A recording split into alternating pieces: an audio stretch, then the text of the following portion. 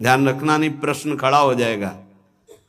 फिर महात्माओं को एक कष्ट क्यों मिलता है? ना नवीन पाप, वर्तमान का नहीं पाप, पूर्व के संचित पाप नहीं, ये प्रारब्ध का है, जिससे शरीर रचना हो गई। यहां संचित भस्म, आगे त्रुटि हो जाएगी वो भस्म, वर्तमान में त्रुटि हो गई वो भस्म। बहुत विवेक की जरूरत है सत्संग सुनने के लिए। अगर आप नहीं सुनेंगे तो प्रश्न खड़ा हो जाएगा कि सर्व पाप नाशक नाम है, आप ऐसा कह रहे, तो फिर महात्मा जन क्यों भोगते हैं?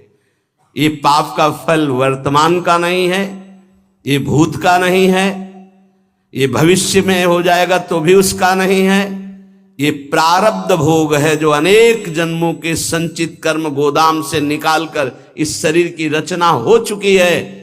अब हम भजन कर रहे हैं, रचना पहले हो चुकी कि 25 वर्ष में ये होगा, 30 वर्ष में ये होगा, 45 वर्ष में ये होगा। मैं जिसको अपना आश्रय दे देता हूं, कौन? नाम। भगवान कह रहे नाम, ये साक्षात सच्चिदानंदमय है। बड़े बड़े मुनिगण मेरा गायन करते हैं, मैं भक्तों के हृदय का अनुरंजन करने वाला हूं, मैं अक्षर रूप से अवतार लेता हूं। ध्यान रखिए, ये हमारे लिए भगवान का अवतार हमारे मुख में, हमारे मानस पटल में, हमारे हृदय में हो रहा। क्या? राधा। ये अक्षर अवतार है भगवान का। मैं अक्षरों की आकृति धारण करता हूं, जो मेरी शरण में आ जाता है मैं उसकी जय करा देता हूं। जिते विनायक शुभ अशुभ विघ्न करे नहीं कोई, विघ्न करे नहीं कोई, डरे कलिकाल कष्ट भय, हरे सकल संताप हरस हरिनाम जपत जय। पक्का ये सत्य है, ये वैभव संपन्न है, ये अकाल है। बोलते सिख भाई, जो बोले सो निहाल, सत्य श्री अकाल।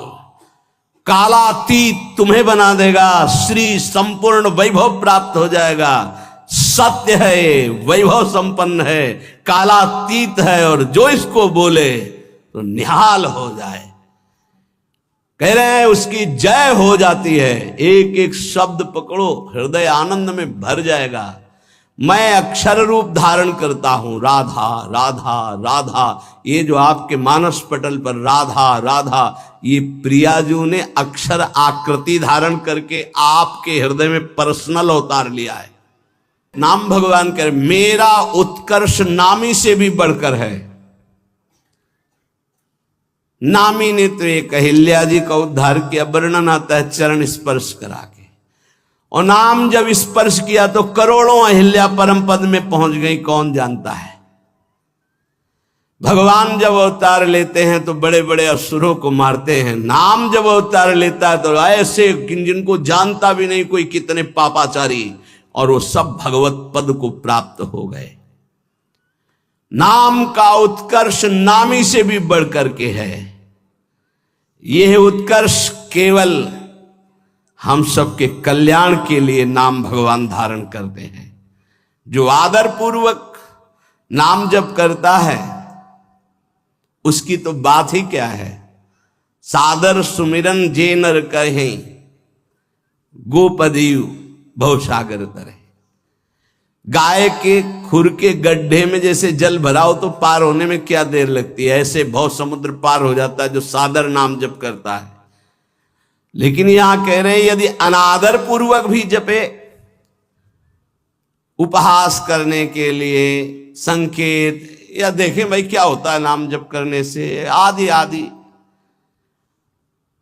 बहुत ऊंची बात लिखी। लिंग देह पर्यंत समस्त भयंकर पाप समूहों का समूल नाश करके भगवदाकार वृत्ति प्रकट कर देता है नाम। लिंग देह नष्ट होने का मतलब अगला जन्म अब नहीं होगा, उसी से होता है जो सूक्ष्म शरीर कहते हैं। खत्म खेल। नाम नामाकार वृत्ति, ये बहुत बढ़िया चांस है। जो रोज ये आपको सत्संग मिल रहा है आप पकड़ लीजिए, पकड़ लीजिए। अगर आप पकड़ लेंगे तो निहाल हो जाएंगे, इस बात को समझ लीजिए। न च नामाभाषः पापान्नेव दग्ध्वा निवर्तते अपितु स्वावाच्ये भक्तिं च प्रकाशयतीत्याह।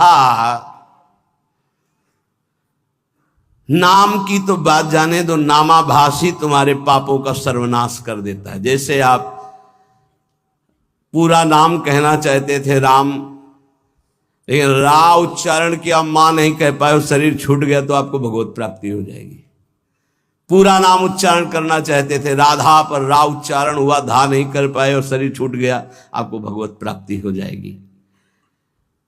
यदा भासोप्यद्युन कवलित भवध्वांत विभवो दृशम तत्वाधानामपि दिशति भक्ति प्रणयनीम जनस्तस्योदात्तं जगति भगवन् नाम तरणे कृतीते निर्वुक्तुम का इहि महिमानं प्रभवति।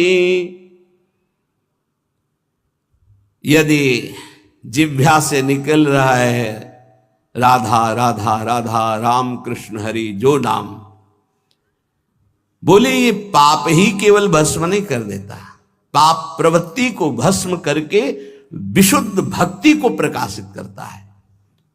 ये बहुत पाप की जड़ है पाप प्रवृत्ति, दुर्वासना मम सदा परिकर्षण, ये बहुत ऊंची अवस्था तक जाती है, चिंगारी रूप भगवत साक्षात्कार तक बनी रहती। ध्यान रखना,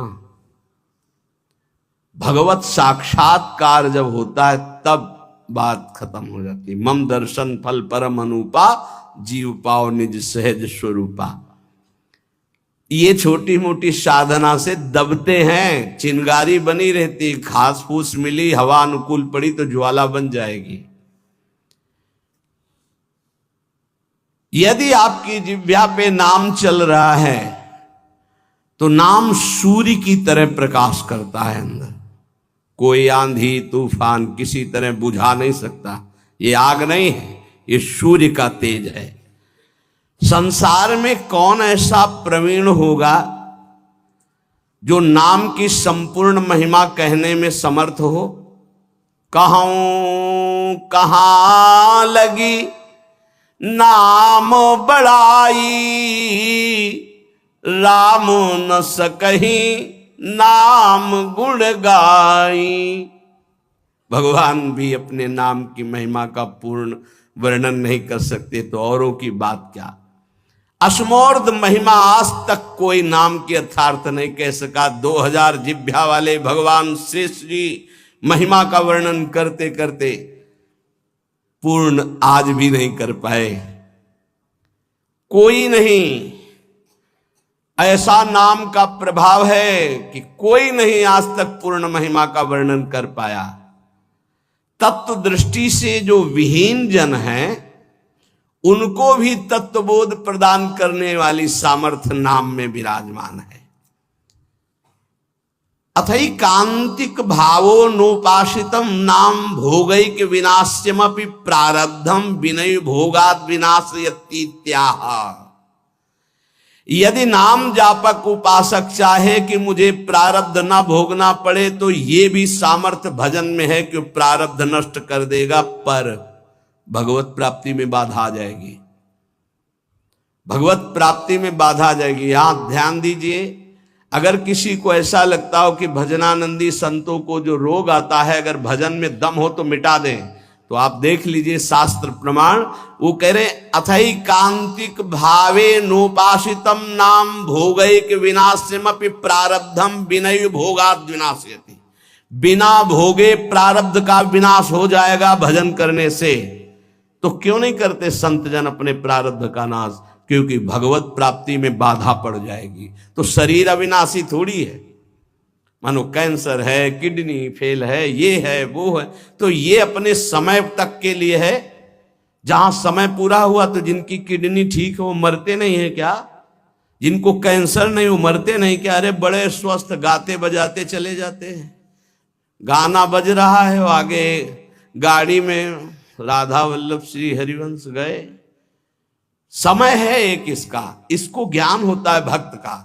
तो भक्त अपने भजन का प्रभाव प्रारब्ध नष्ट करने में नहीं करता, ध्यान रखना।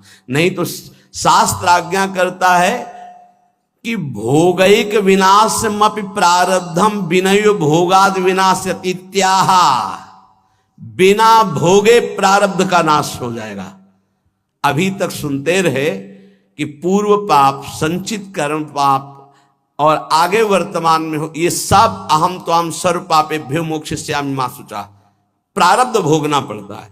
तो अब यहां कह रहे हैं कि अगर नाम निष्ठा पूर्वक जपा जाए, अथैकांतिक, एकांतिक भाव, नाम के सिवा हमारे पास और कोई बल नहीं, कोई साधन नहीं। अथैकांतिक भावो नोपासितम नाम, जो भाव से नाम की उपासना करता है तो भोगैक विनाशमपि प्रारब्धम विनय भोगाद विनाशति त्याह, बिना भोगे प्रारब्ध का नाश हो जाएगा। जैसे श्रीधर बाबा हमको एक चरित्र सुनाए थे राधा कुंड के संत भगवान का, कि वो रोज सोहनी लगाते थे राधा कुंड में। कोई थूक दे कोई ऐसा तो उसे साफ करके राधा कुंड के जल से, कि हमारे प्रिया प्रीतम यहाँ विहरण करते हैं। और भिक्षान्न से उदर पोषण करते थे, खूब निरंतर नाम जप करते थे। एक दिन वो राधा कुंड की सेवा करके बैठे ही थे कि एक काला दुर्गंध युक्त पुरुष आया। उसने कहा बाबा मुझे स्वीकार करो। तो बोले कैसा?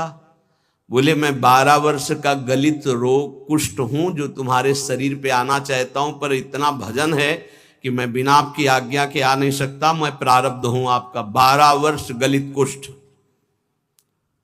उनका भाई इतना समय नहीं है हमारे पास कि मैं भोगूं, ये हमसे तुमसे नहीं पूछा जाएगा। हाँ, ही ऐसे बड़े भजनानंदी गुरुजनों की बात है, उनका हमारे पास समय नहीं है। दूसरे दिन फिर बाबा स्वीकार करना पड़ेगा, हम 12 वर्ष का गलित कुष्ठ 6 साल में भुगवा देंगे। नहीं हमारे पास समय। क्रम से रोज आते रहे। एक दिन आए, बोले बाबा स्वीकार कर लीजिए प्रारब्ध, या फिर भजन से नष्ट कर दीजिए। भजन तो नहीं देंगे, भजन नहीं देंगे। तो बोले बाबा स्वीकार करो। तो बोले 24 घंटे स्वीकार करने पर आप राजी रहेंगे? तो बोले 12 वर्ष का कष्ट 24 घंटे में दूंगा, आप भोग पाएंगे? तो उनका हमारी बात तय है, तुम पूरे 12 वर्ष का जितना कष्ट है वो हमें 24 घंटे में दे दो, मैं स्वीकार करूं। बोले कोई औषधि नहीं, कोई पानी देने वाला नहीं रहेगा, दरवाजा अंदर से बंद करेंगे। बोले बिल्कुल अक्षरशः ऐसा। बाबा ने अपने शिष्यों से कहा दरवाजा बंद कर रहा हूं, आज इसी क्षण समय देख लीजिए, 24 घंटे तक कोई हमारे कमरे में नहीं आएगा, कोई विक्षेप नहीं पहुंचाएगा, हम खुद निकल आएंगे। जे ही का स्वीकार है, पूरा शरीर मवाद से युक्त हो गया, भीषण पीड़ा कराते रहे, हा कृष्ण। और 24 घंटे व्यतीत होने के बाद संपन्न हो गया। जब बाहर निकले तो तेजोमय स्वरूप ये उन्होंने प्रारब्ध भोगा, ना कि भजन दिया। यहां कह रहे कि अगर आप भजन बल से चाहें, देखो अगर किसी ने वस्त्र दे दिया, किसी ने भोजन दे दिया, किसी ने कुटिया बनवा दी, तो उसका प्रारब्ध लेकर भोग लेते हैं महापुरुष। फिर अपना प्रारब्ध कैसे छीड़ कर लेंगे? विचार करो, महापुरुषों में इतनी सामर्थ्य है, वो फिर अपना प्रारब्ध क्यों? उनको विशुद्ध ज्ञान है कि ये शरीर नाशवान है, हम भोग सकते हैं, ये नहीं भोग सकते हैं। पर कोई भी साधक चाहे तो प्रारब्ध का नाश कर सकता है, पर साधक वही जो चाह मिटाने के लिए भजन करता है, शरीर को सुख प्रदान करने के लिए नहीं। पर हमारे शास्त्र में सिद्धांत है, अथैकांतिक भावे नोपासितम नाम भोगैक विनाशमपि प्रारब्धम विनय भोगाद विनाशयति त्याह। एक बार भाई जी महाराज हरिद्वार में ऋषिकेश में बहुत ही हालत खराब थी, उठना बोलना बंद था, बड़े कष्ट में थे। इतने में श्री सीताराम ओंकारनाथ जी महाराज आ गए, बड़े सिद्ध महापुरुष थे। उन्होंने कहा कि कुछ मिनट भाई जी से वार्ता करनी है। तो उनका इस समय तो नहीं हो सकती, क्योंकि बहुत शिथिल और बहुत पीड़ा है। बोले आप सूचना दे दीजिए। तो भाई जी से कहा कि श्री सीताराम ओंकारनाथ जी महाराज पधारे हैं आपके दर्शन के लिए, कुछ संभाषण कर। ऐसे बैठ गए जिससे आराम से लेटे हो। कहाँ हैं? और गए और गंगा जी के किनारे चौकी पर बैठकर दोनों महापुरुष घंटों भगवत चर्चा हुई। और फिर आए और जे ही आके सैया पे लेटे, फिर वैसे ही क्या ये प्रारब्ध उनके ऊपर शासन कर रहा है? नहीं। बस यही भूल संसारियों से हो जाती है कि अगर भजन का ये परिणाम है कि दुख ना हो तो महात्मा को कष्ट क्यों है? नहीं, बिल्कुल कष्ट नहीं है, बिल्कुल कष्ट नहीं। तुम उसे नहीं जानते हो, तुम बाहरी ढांचे को कष्ट में देखकर कष्ट जानते हो। अगर तुम्हारे अंदर वो विवेक हो, वो सामर्थ्य हो, या कोई मशीन बनी हो, उनकी छाती में लगा के देख लो, ऐसा परमानंद विश्व में किसी को नहीं होगा जैसा भगवत भजन करने वाले को होता है। भोग के द्वारा ही प्रारब्ध का विनाश होता है, ऐसा शास्त्रों में पाया गया। पर नाम में इतनी सामर्थ्य है, प्रारब्ध कर्म भोगे बिना नष्ट हो जाएगा। नहीं तो प्रारब्ध बड़े बड़े तपस्वी ज्ञानियों भक्तों ने भी स्वीकार करके भोगा है। प्रारब्ध कर्म स्फुरण होके नष्ट हो जाएगा। स्फुरण स्वप्न में देखा आपने, 4 लोग आए, मार लाठी, आपको बहुत पीटा, आंख खुली, एक और डंडा ले लगे, प्रारब्ध भोग नष्ट हो गया।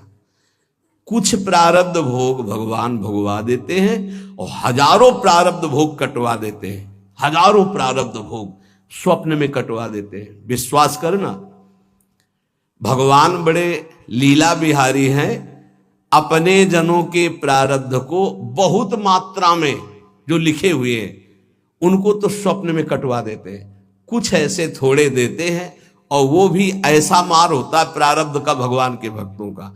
जैसे कोई पड़ोसी से बालक कुछ बिगाड़ करके झगड़ा कर लिया, अब पड़ोसी मारने आ रहा है तो उसकी मैया बड़ी प्रवीण होती, दौड़ के जाती है, वो कहती है अरे रुको रुको, कहा था दुष्ट तू मानेगा नहीं। वो इतना गुस्सा करके ऊंचे हाथ उठा के, और हाथ पीठ में आते आते नरम पड़ गया, धीरे से लगा, फिर ऊपर उठा तो आसपास, अरे बहन जी रहने दीजिए, आप कहते हो तो हम मान जाते, नहीं हाथ तो इसकी खाल उधेड़ देती। ऐसा प्रारब्ध भोग भोगवाते भगवान। समझ पा रहे हो? हाथ बहुत ऊंचा उठा रही मैया, पर उसका लाला है इसलिए बहुत धीरे पड़ता है जाकर के। अगर पड़ोसी मारता तो भले हाथ ऊंचा ना उठता, लेकिन वो बहुत जोर का लगता। तो ऐसे ही प्रारब्ध पड़ोसी की तरह पिटाई करता है सबकी, लेकिन भक्तों के प्रति जब पिटाई होती तो मैया की तरह पिटाई होती। हाँ, जैसे कुम्हार नीचे हाथ लगा के ऊपर पिटाई करता है ना मटकी की, ऐसे भगवान आनंद सिंधु सत्य कह रहे हैं।